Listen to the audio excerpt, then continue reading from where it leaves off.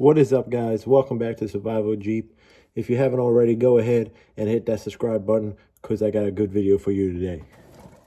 If y'all like riding with your dogs in the back of your Jeep, you like keep your doors off and you either don't want them in the front to mess up your seats or simply because the door's off, you don't want them jumping out.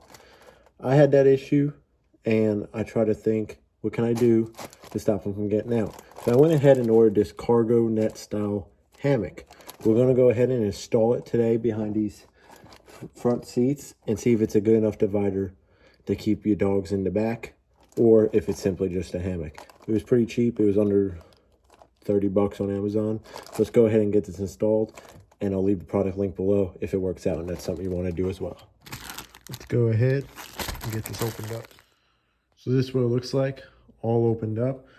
All we're simply going to do is put these straps around the back roll bars, tie it down, decide how high we want it. I'm probably going to put it between this gap here, just enough that they can't go under or over it. Let's check. I got the one side Velcroed on, just around the roll cage, over there and over there. I'm gonna go ahead and get the other side on and show you what it looks like.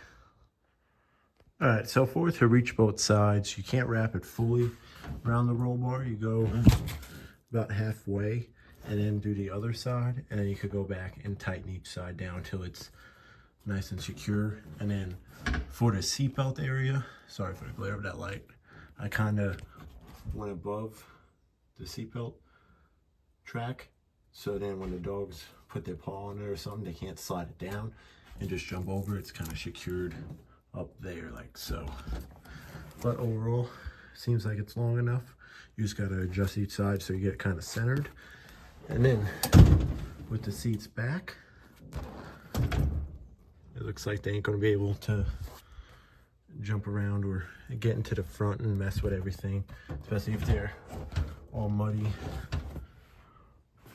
or you just don't want them jumping out. And that's what it looks like with the seats back.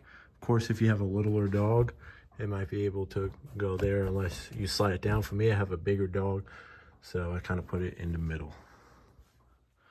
Another thing to take note of, if you're really concerned about your dog getting out, maybe you can order two of them. I'm gonna see how one does. Maybe I'll order a second one just so it goes below the console and then stack, and then the second one goes all the way up. That's just an idea.